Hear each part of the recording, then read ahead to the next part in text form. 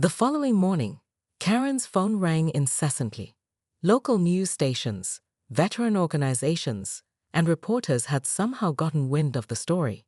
Her perfectly manicured social media presence exploded with comments she definitely hadn't authorized.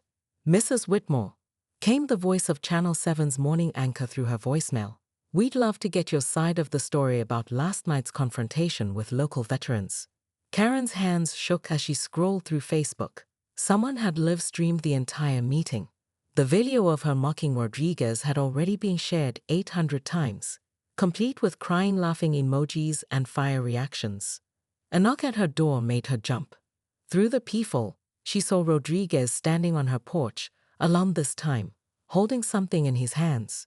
She cracked the door open, keeping the chain latched. "What do you want now?" "To talk," he said simply. 5 minutes. Against her better judgment, she let him in. He sat on her pristine white couch, looking somehow smaller without his uniform, more human. "I brought you something," he said, extending a folded triangle of fabric. "An American flag.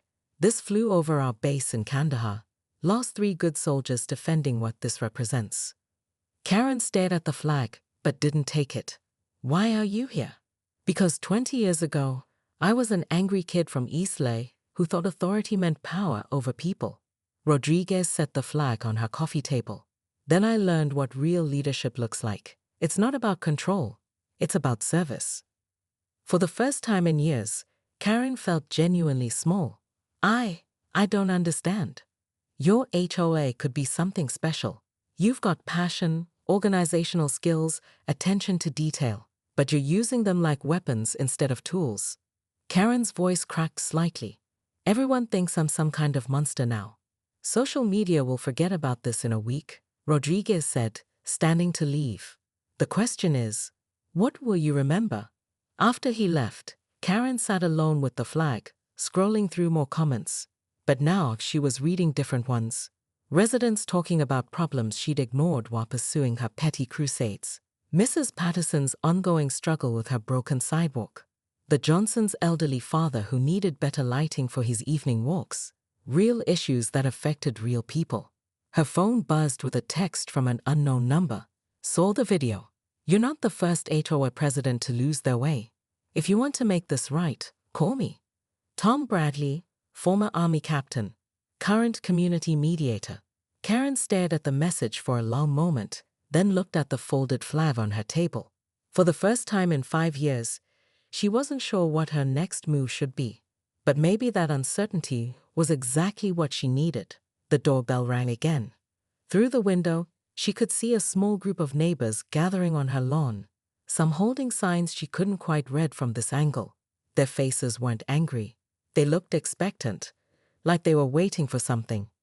Karen smoothed her hair, took a deep breath, and wondered if redemption started with simply opening the door. Karen Whitmore stood in her driveway at 6:47 am, arms crossed, watching her new neighbor across the street hoist an American flag up a freshly installed pole. She marched over in her designer slippers and silk robe, her perfectly curled hair already battle-ready. "Excuse me," she called out. "That ISO violates HOA regulations. Flagpoles must be approved by the Architectural Committee, which I chair, by the way." The man turned around, revealing the weathered face of someone who'd seen more than his share of difficult mornings. His name tag read SGT. Rodriguez.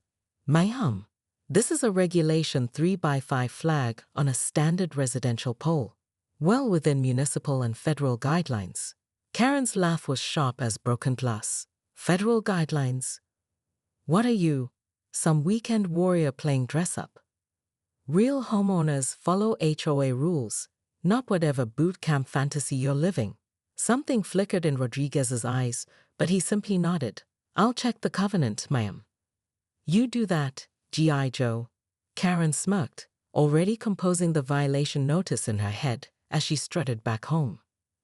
By noon, Karen had fired off emails to the entire HOA board, complete with photos and a detailed breakdown of Violation 47B, unauthorized patriotic display. She scheduled an emergency meeting for that evening, confident this would be another swift victory in her 5-year reign as the neighborhood's undisputed authority.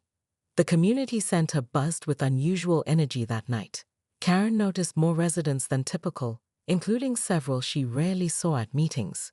She banged her gavel with extra enthusiasm.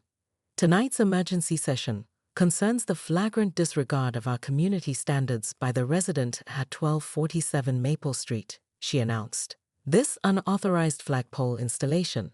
Point of order, interrupted Mrs. Chen from the third row. Did you research the federal laws regarding flag display? Karen's smile tightened. Mrs. Chen, federal law doesn't supersede our community covenant. Actually, it does. The voice came from the back of the room. Rodriguez had arrived. But he wasn't alone. 3 other men in military dress uniforms flanked him, their chest decorations catching the fluorescent light. The Freedom to Display the American Flag Act specifically protects this right. Karen felt her first flicker of uncertainty, but doubled down. And you are? Sergeant First Class Miguel Rodriguez, 82nd Airborne Division, 2 tours in Afghanistan. He stepped forward. These are Lieutenant Colonel Harrison, Major Williams, and Captain Brooks. We're here representing the Veterans Affairs Coalition. The room had gone cemetery quiet. Karen's mouth opened and closed like a fish gasping for air. Your HOA covenant, Lieutenant Colonel Harrison continued, producing a thick folder, was reviewed by our legal team this afternoon. Section 12 clearly states that flag displays in compliance with federal law are exempt from architectural review. Karen's face flushed crimson. That's impossible. I wrote those bylaws myself. You amended them, Rodriguez said quietly, but apparently never read the original foundation documents your predecessor established, a predecessor who was also a veteran. The gavel slipped from Karen's trembling fingers, clattering to the floor like her crumbling authority.